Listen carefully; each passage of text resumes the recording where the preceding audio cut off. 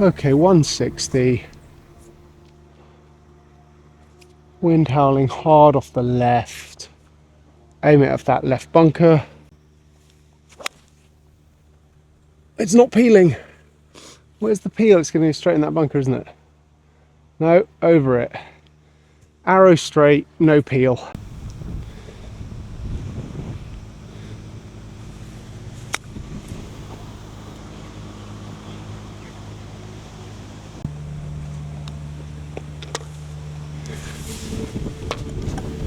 Right.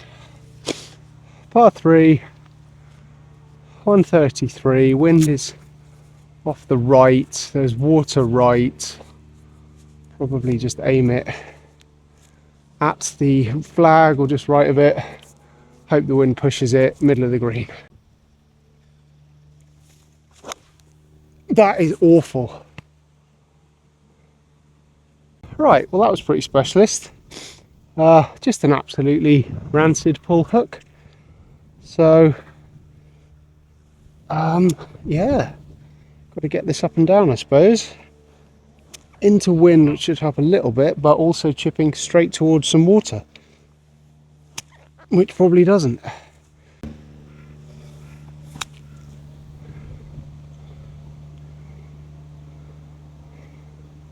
So you know what, that's pretty good. Okay, well perfect for distance, just a smidge offline, but a makeable par putt. And make it we have, even through 2. Right, hardest hole on the 9 for my money. Long par 4, and there's a ditch that cuts in at about 270, so you can't hit driver. So 3 wood, just got to try and kind of get it on the left edge of the right trees.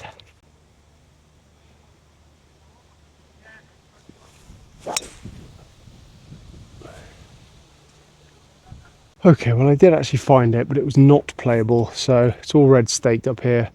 So I've taken a drop. I've still got 230 yards into the flag, so I'm going to have to try and hit a hybrid and do a better job than that last shot. Oh, it's a bit fat. Chunk and run. Go on then. Go on then. That's pretty good. Okay, well I haven't hit a green and red yet, but the chipping's bailing me out at least. This is very good. A couple of feet for the bogey. I'll take that off that tee ball. Right, long par 5, into wind. It's a 3-shotter on most days. It certainly will be today. Just got to get a good drive over those right trees. Yeah, that'll play. Okay, now this is a slightly silly hole if you ask me, because I've hit a decent drive, but I can either wedge it 100 yards before the bunker and then have about 140 into the green, or I can try and rip something like a hybrid or a 3-wood, get over the water nearer the green. Ordinarily in a comp or anything, I'd probably do the former, because it's just a practice round and it's only you and me out here. I'm going to do the latter. So I've got a 3-wood, slightly into wind. It's definitely enough club. It's just, can I hit it? Oh, it's fine, but it's left. Not in the bunker. Plenty of club. Okay, not bad. Pin high just off the green left. Okay, actually too much club. About 15 yards long, but fine. And probably a better play than just bumping a wedge and leaving it short. So, tricky chip though, downwind. Kind of got to get it over all of this, and then not loads of green to work with, but chipping's been good. Let's see if I can keep it up. That's very bad. Get up. That's very bad. Right, terrible chip shot there. Couldn't find the bottom of my swing, but still a birdie look, if an outside one. Pushed it, pushed it, pushed it, pushed it. Par 1 over through 4. Well, I must say the golf course is remarkably quiet for a very mild November day. It's a bit windy, but otherwise lovely. Short par 4, 350, straight away. Good drive. Great drive. Love that. Okay, very good drive. 80 yards left, wind slightly off the left, pins in the middle. Just straight at it, I think. Oh, I've pulled it. Oh, I've pulled it. Wind, help me. Catch a piece. That is poor. Sit, sit. Ah. Do it, do it, do it, do it, do it, do it, do it. Love that. Right, par 4, dogleg left. I have got someone playing up on me now, so maybe slightly less chatter for a bit. Perfect. Okay, not quite perfect. I think the wind must have just knocked it out of the fairway, but pretty good. 130, pitching wedge, middle of the green. That's very aggressive, and I'm going to miss the green left, I think. Hit it well. Okay, well, I've actually missed the green a lot more long than I have left there. That was a bad clubbing decision. Didn't judge the wind correctly at all. Very difficult chip here. Green's running away from me, slightly short-sided. Can I get up and down for the 4th time in 6 holes? Maybe I should start hitting a green in a minute. Oh, that could be pretty... It's broken the other way. Not terrible. Break, break. Oh, I haven't hit it, you absolute wanker. Well, the luck had to run out at some point. Bogey, 2 over through 6. Okay, par 3. Tee box is up versus where it normally is. Got 171. Pins back right. Got a 7 iron. Should be enough to get back there. Go on then. Needs legs, I think. Front edge.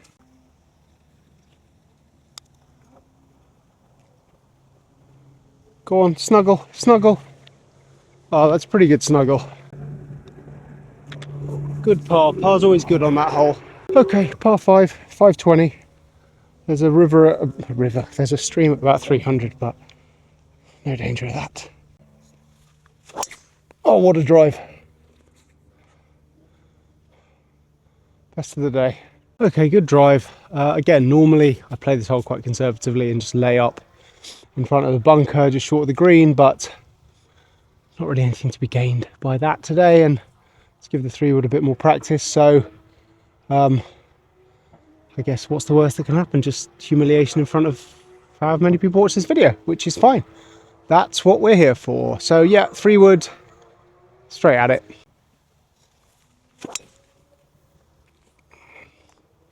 Three-wood straight at it, lads. Okay, well, 250 to the pin was never going to happen, but I don't know, 10 yards off the front, so I'm pretty pleased with that. Pretty happy. Chip on, maybe a birdie. Why not us? Sit, sit, sit. Low, always low. Always low.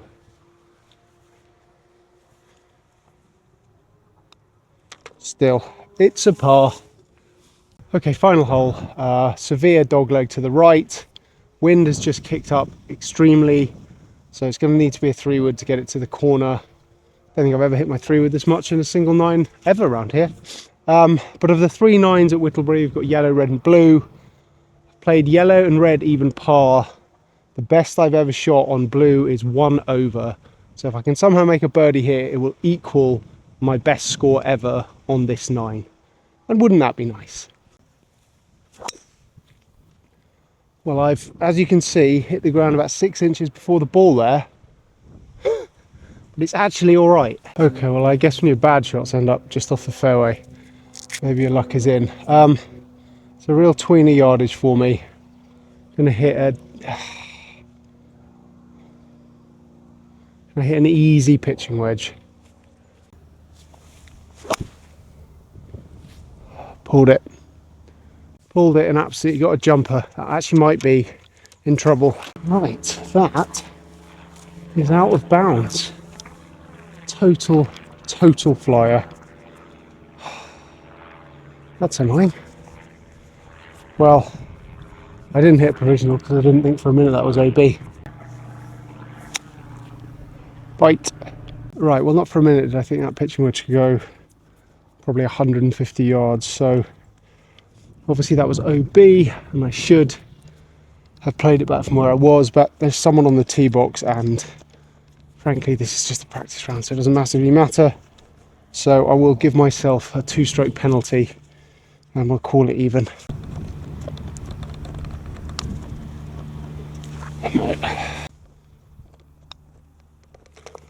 Well, of a fashion, that's a triple, so it's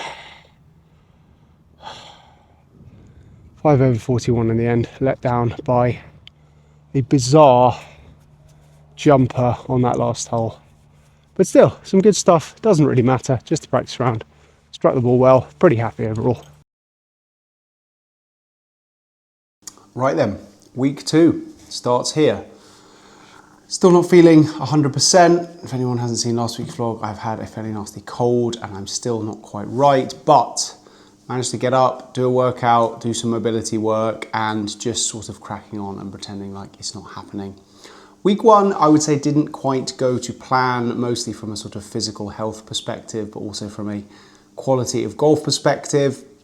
I did manage to get 2 practice sessions in and 2 rounds, which isn't terrible. Obviously, the practice frequency needs to up significantly.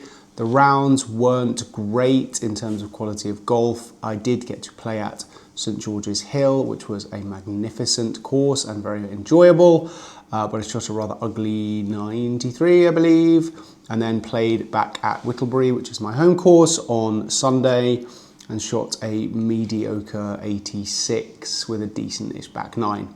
So this week there are a few exciting things in store, probably the most notable of which is that I am having my first lesson with my new coach, which I am looking forward to and which I am going to be able to film. So that will form part of this week's vlog later, and potentially another standalone video depending on what we go through. Obviously interested to see what his thoughts are about my game, but also the viability of this mission. He does know that the goal is 10 to scratch in a year and seems to think it is, well, I don't know if he thinks it's realistic. Admirable and exciting, certainly.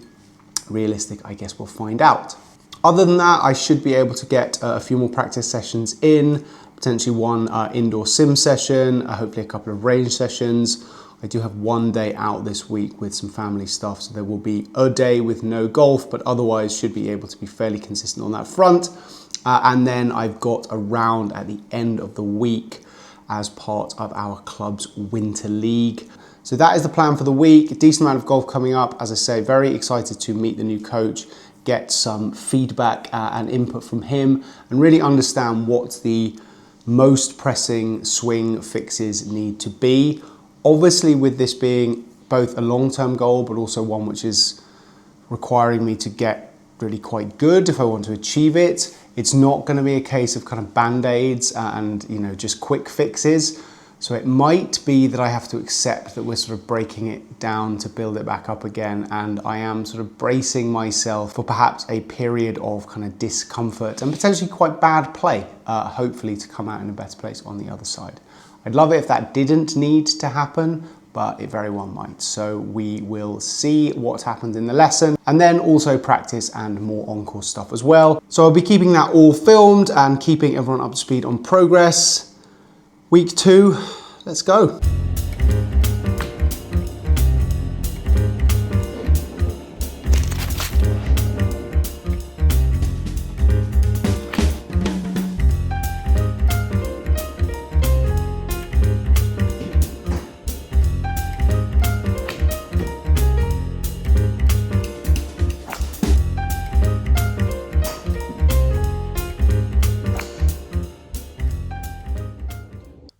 Morning.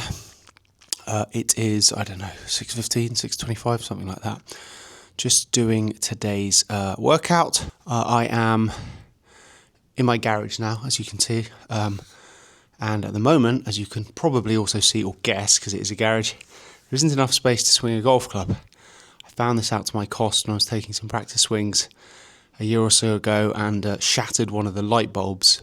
But the idea of having a practice facility, I suppose, kind of 10 yards from my front door, is a very appealing one, not just because it would be fun, but also because it would be important and possibly crucial if I am going to achieve my scratch in a year goal. So it's quite complicated because of the roof, so I have to have the rafters raised. It's a whole thing, but work should be happening in a couple of weeks, 2-3 weeks time starting, and probably take 2 or 3 weeks. So it is underway. I will document that process in proper detail. I know sim setups and conversions and things are interesting to lots of people. Excuse me, I'm recording this in between sets. I am almost certainly going to go with something like the GC3. I think the GC3 or the Unicore equivalent are probably are probably the leading contenders at the moment. So I've got to do the internals first. That's going to take a couple of weeks, but it is quite a good time to be buying all this stuff because it's Black Friday brackets Black November, as apparently it is nowadays. So hopefully you can get some discounts on all the tech and bits and pieces. And the plan is for the sim to be finished, kind of up and running by Christmas. So Merry Christmas to me. But I do think it's going to be really important. It's it's late autumn going into winter over here in the UK at the moment. My range is like 20 minutes away, but pack the stuff, pack the car, drive, unpack, etc. You're probably talking half an hour there, half an hour back. So hour kind of round trip to get there-ish. And conditions and roads and things getting worse as the winter goes on. I think just in order to give myself the amount of practice time I'm going to need to even give myself a chance with this, I think the sim is a pretty important step. So as I say, I will document that process in depth.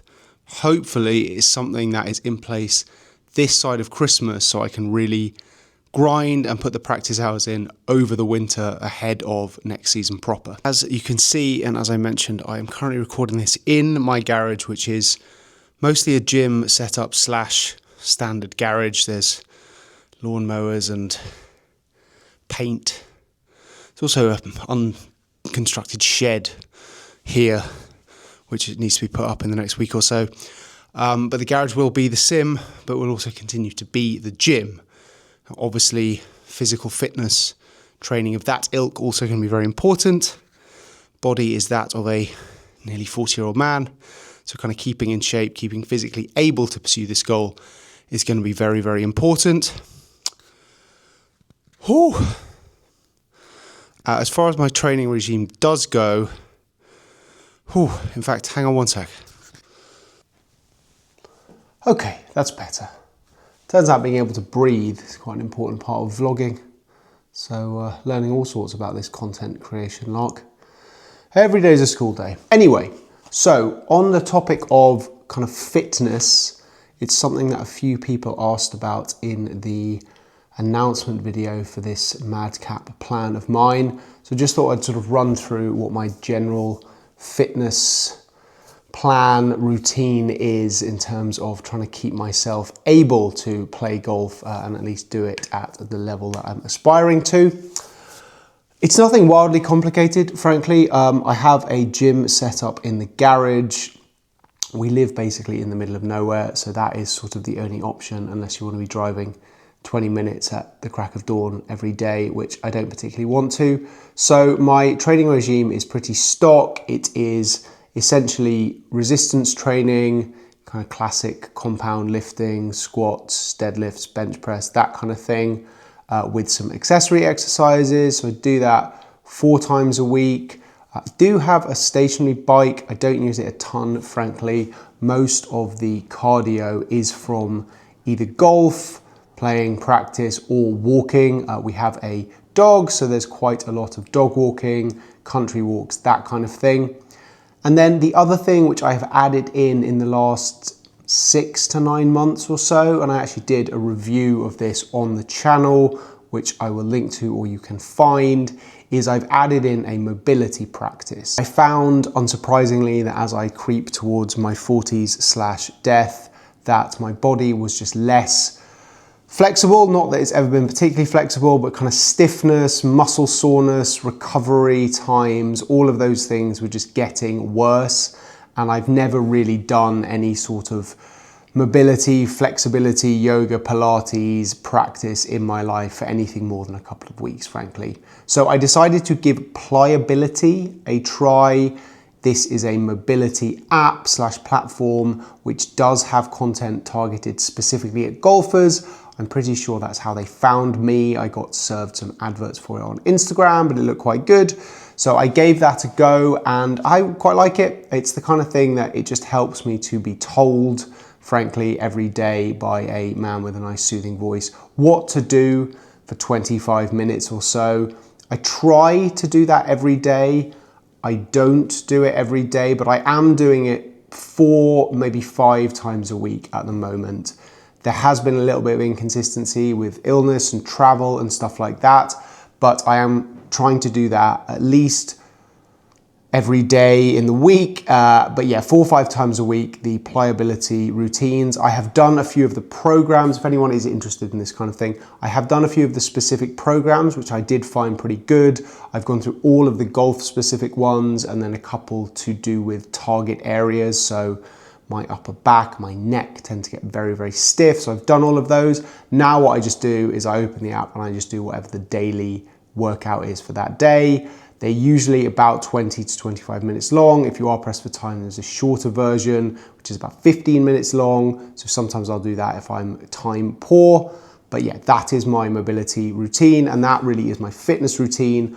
I lift 4 times a week. I do quite a lot of walking. I obviously play quite a lot of golf and do a decent amount of practice, and more so now, and then mobility as well. So that is what I'm doing to try to keep my body in decent nick, I suppose. I'm going to eat this now because I've been talking for a while and I'm absolutely starving. And then our regularly scheduled golf programming is going to be slightly interrupted. I have a bit of a dull life admin day, dentist meetings, that kind of thing. But then I should be able to get to the range after that to get some practice in. Well, that was pretty unpleasant.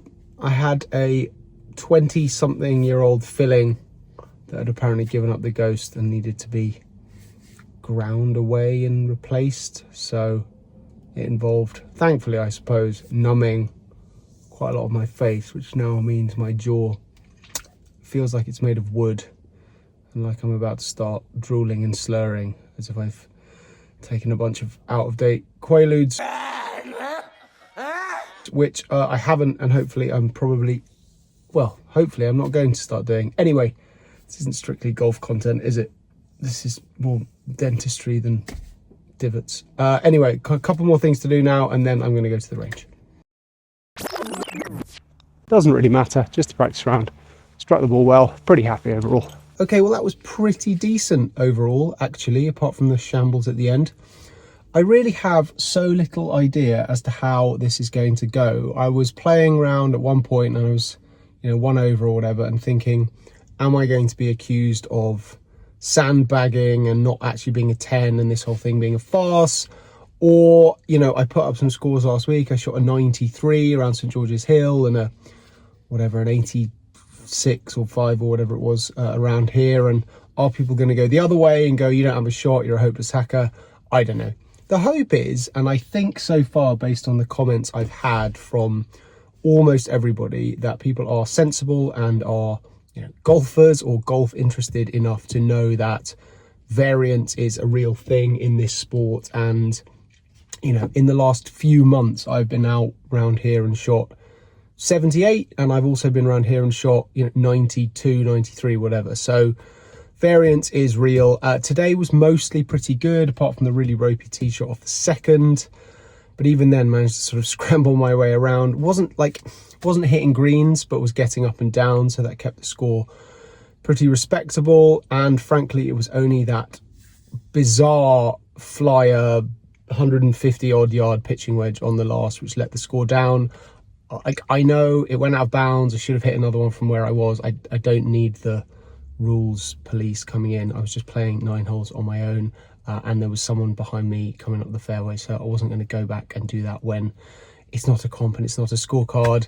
And frankly, from where I was, a 2-shot penalty was probably excessively punitive, but it doesn't matter. Pretty happy with how I was striking the ball. Very happy with how I putted. Lag putting in particular, which hasn't been good of late, was very good.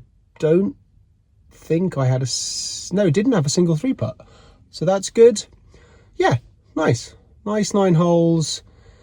Keep the eye in. Last couple of rounds have not been great. That felt better. So hopefully something to take to my lesson, which I am very much looking forward to and very intrigued about. Will that lesson completely break me apart before my next round / before the resumption of Winter League? Who knows? I have a feeling it's going to have to get worse before it gets better if I do want to get to... No, not if I do want to get to scratch. I have a feeling it's going to have to get worse before it gets better, given that I want to get all the way down to scratch. So may have to strap in for that. But for now, nice day. Going to go home, do the editing and do all that sort of things for now, and until probably the lesson. Right, I am here at Leicester Golf Centre to see my new coach, Anders Mankert. He was formerly voted the #1 golf coach in the UK. He's worked with some other YouTubers before and has a very, very good reputation for being a very, very good teacher. He is a PGA Master Professional, and they don't hand those out very readily. So I'm going to get checked in, figure out what's what and where I'm going. And then the first lesson of this new era and this mission will follow. My lesson with Anders was great, really interesting, really great to see him work and the kind of things he focused on. We got a lot of video footage and a lot of launch monitor data as well. We'll put a lightly edited version of the full lesson out on the channel very soon. But what I'm going to do here is just cut to some of the most important bits that he picked up on and what are going to be the fundamental things that we're looking at in my swing over the coming weeks. I'm well aware that it's far from perfect, and Anders has already identified some pretty basic things that are not where they need to be. So I'm just going to show the sort of highlights of that now so people can understand what it is that we're going to be working on together. And then, as I say, the full video will be available on the channel in the next couple of weeks. Can I just see your glove? Yes. Okay. This is what I want to look for. Okay. It's very important, very interesting. Yeah. So can you see how that's shredding like this? Yes. And it's quite high up in the palm here. Okay. It's not there, it's high up in the palm. Okay. Just missing it on some occasions. Yeah, okay. It's very important for one reason. Now this is going to be a spectacularly exaggerated version of your golf swing. It is not as bad as this, I promise you. That's all right. But what we've got at the moment, and to exaggerate, is your club face is closed. That's become very apparent, as you see. Now, it's not that you're starting with it closed. What's happening is you're hitting the shot. When you bring it back down, the club's sitting at this sort of an angle. Yeah. So at some point, the club has moved. Okay. Now, that's usually one of two places. Either, before you take it back, there can be a little bit, sort of a re-grip, a fidget. Could be. Sometimes there is a bit of fidget. Could be. Okay. Let's not rule it out.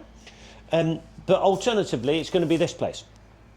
From the top, as you get to the top of the backswing, the grip pressure is probably modest. It's medium. Okay. As you start down, there's a massive change of pressure. Okay. The forces are much bigger, so you grip it tighter. Now, from the top, if you had this, even a fraction of this, and you grip now, the fingers will grip first, and now we're in this position. Okay. When that happens, we see the wear on the glove where you've got it. Okay. Get you to compress it until this is ironed out. Okay. But that's all fixable. Yeah, sure. Now, your golf swing currently, as we know, it's got a closed face. Your takeaway goes like this. I'm exaggerating, but you become very disconnected with your arms. They come away like this. That's why the shank sits there. It's not, you haven't got a wild swing path. Okay. It's, the fact is that you're taking the club back over here and it returns on the same line. So, of course, everything's just doing that. The lessons I had at first, the first feedback I got was that the takeaway was coming way inside very quickly. You may just have overcorrected. So I may have overcorrected. Possibly. Interesting, the line of it looks pretty good. It should be now, but what it did used to be. But your arms do this. Okay. And if you don't quite make it back in time, you're going to heal it. Yeah. We're going to fix that today. Okay, great. First job will be the club face. By miles the most important thing. Okay. And it's an easy one for you to check, because every time you hit one, when you bring it down, just bring it down. Yeah. Yeah, happy days. Okay. Or No, it's not. It's easy to check. Okay. All we're going to do, to be honest, is firm these up. First job of the day is going to be your 2 last fingers of your gloved hand. They're going to tighten up. Let me show you the numbers to begin with here. 3.7 left.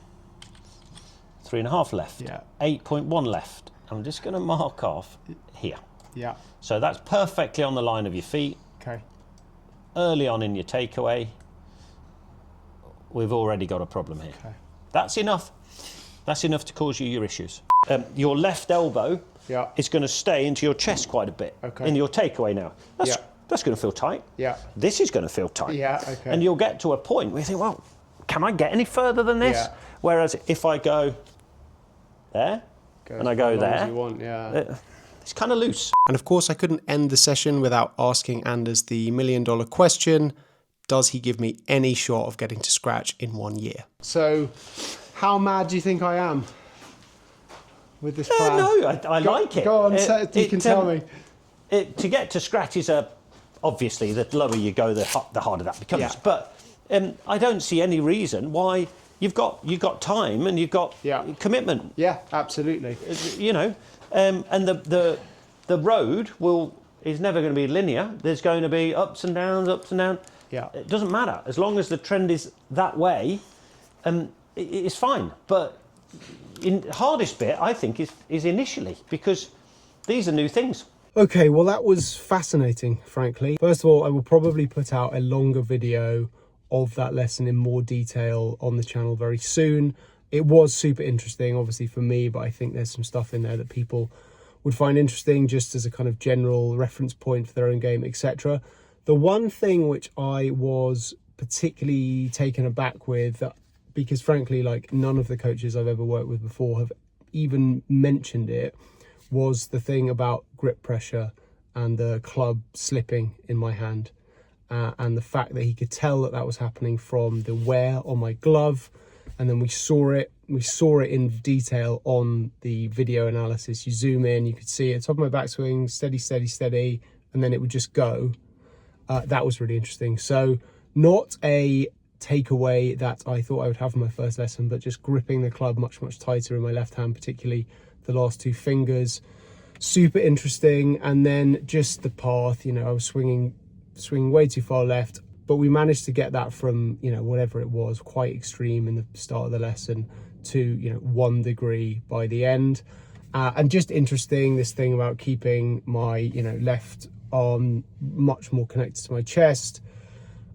I have known that for a while, but because I have historically battled this inside takeaway, then I've ended up overcorrecting and my arms have gotten away from my body just to combat the club coming inside. I kind of push them away, but then I'm chopping across the ball. So that wasn't necessarily so much of an unknown, but his method of combating it was very interesting. I have no idea what's going to happen on the course. As Anders said in the lesson, there's not really any point in not trying to do this from tomorrow. I'm playing tomorrow because you're just wasting a rep, right? I may play terribly, but I should play trying to do this. And, you know, the balls I was hitting on the range were going very well. So maybe I'll play fine, but who knows? But I think I'm going to have to accept that there will be some bad golf and some bad rounds, you know, in the next few weeks, maybe even the next few months, if I'm going to have the long-term growth that I want and frankly need for this mission to have any chance of succeeding.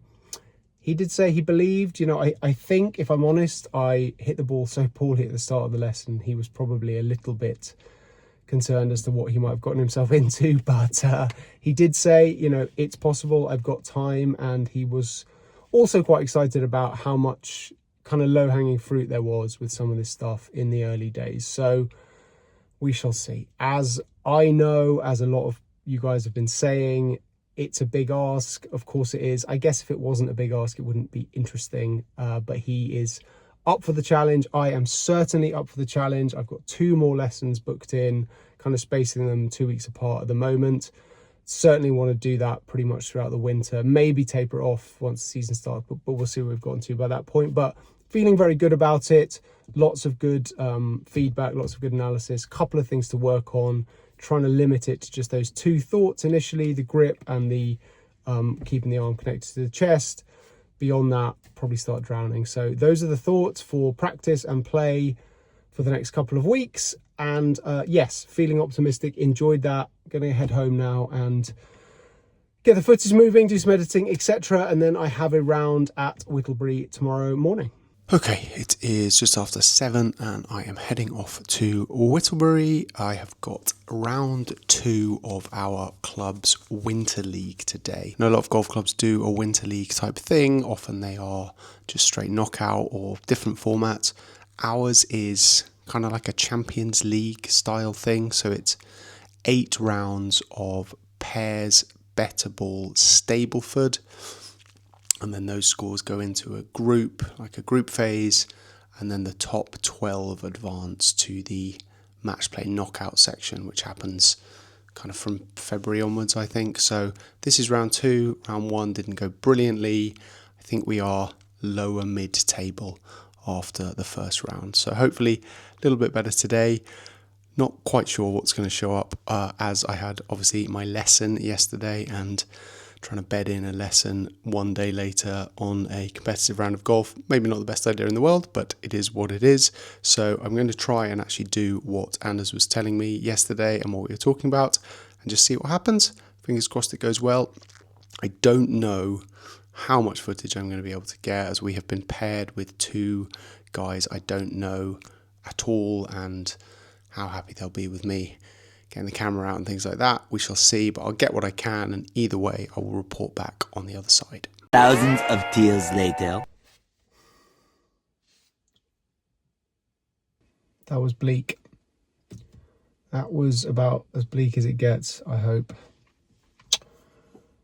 I think, I mean, score-wise, I don't know. It was bettable, so there were some pickups and didn't keep a score of my own, but it wasn't good. As a pair, as a bettable pair, we got 32 Stableford points, so that kind of tells you quite a lot about the general quality of the golf on show. I think lessons learned, of which there were certainly a few, some of which I probably didn't need to learn, but have been heavily reinforced by what just went down.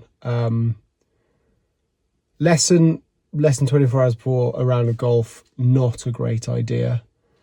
Now, the thinking was, and I don't necessarily disagree with it, but the thinking with Anders from the lesson was, got to actually try and take that out on the course with me, even though it's early, even though it hasn't bedded in, obviously, all of those things, because otherwise I'm wasting an on-course rep, and given the progress I want to make and the time I want to make it, can't necessarily afford to waste an on-course rep. But yeah, I mean, I wouldn't even say I was caught between an old swing and a new swing. I was just caught in some sort of horrific psychological web. My body was just so tense. I couldn't swing the club properly at all, and with the exception of a couple of glimpses, it was just neither old nor new. It was just bad. So most of my lessons in future are going to be at least away from any competitive rounds. Obviously, if I'm playing just midweek practice rounds on my own, it doesn't really matter. But this is, effectively competitive, and I have a playing partner to think about as well. So not going to be doing lessons 24 hours before any sort of competition in future. Another lesson is, and it's something that a couple of people pointed out in the comments previously, I can't carry my bag. The amount of golf I'm going to need to play, the amount of rounds, practice, etc., my body's just going to collapse. I do have a trolley. Unfortunately, the club doesn't allow, well, it has mandated winter wheels, and I currently have winter wheels, so I'm going to need to get some or get a different trolley set up or something, because my shoulders are wrecked. And I just lost my head. Pre-shot routines went out the window. I didn't eat enough. I feel quite nauseous, and not only because of the horrific golf that I put on display. And then I think that the other thing that I've learned, which again I knew in theory, but this is really hammered home, is not just that this is going to be hard, because I know it's going to be hard, but the extent to which it might be very hard in this phase, and the extent to which it might have to get really bad before it gets better, because I know that I'm going to have to make some fundamental changes if I'm ever going to become anything like a scratch golfer, but that process of making changes is just painful and difficult. And so I think I, and possibly you viewing along, I'm going to have to just accept the fact that it's not going to be a case of, you know, the handicap just comes down linearly and we see it chip away bit by bit. I think I'm going to have to accept the fact that there is going to be some regression, and possibly some serious regression. You know, I'm starting this at a 10.2. That handicap very well might creep up and up for the next couple of months while I'm working through some of the swing overhaul. So worse before it gets better, and it's really easy to say that, and I've said it and people have said it to me, but living it is quite hard, and living it with a round of golf like that is not enjoyable. So it's a shame. You know, the week overall has been fine. I had 9 holes, which actually went, with one exception, on the last hole, actually went very well, and I had a really good lesson, and I'm still feeling positive about that lesson and where it's going to go. Today was just bad, so I need to get out next week and get as much practice in as I can and just absolutely hammer those fundamentals and those moves and positions we were working on in the lesson, and get as much of that done, and hopefully a practice round or 2 before I next go out competitively. Because if I don't ingrain some of that, I'm still going to be in this position where I'm caught between one another, and it was very ugly. So yeah, you know, it's a week of, I'm going to call it progress, because I know what I have to work on, and you know, I've gotten out, I've played, I've practiced, etc. The round today was bad, but I think there are, you know, things that I can cling to and things that I can take forward, and that is just what I'm going to have to do. It's a long road ahead. I absolutely am sticking with it. You know, no matter how dark it gets, I am committing myself to this. I'm committing myself to documenting it. Unfortunately, I couldn't get any meaningful video. I had 3 or 4 shots, but it was not the environment in which to do that. The other pair were not, you know, I don't think they'd have liked it. We had a pace of play issue as well. It just wasn't a viable situation to take some video. So apologies on that. You wouldn't have wanted to see it anyway, I promise, but I am going to get as much video of every round I play as I can. It just wasn't there today, but I'm here to tell you that it was terrible. I am committed to this no matter how dark it gets, no matter how deep the dip goes before I start to see light again. So I hope you'll stick with me. I will, as I've said before, I will document this as openly and honestly and transparently as I possibly can. So yeah, I hope you'll stick around, and hopefully brighter days ahead. They have to be. They have to be.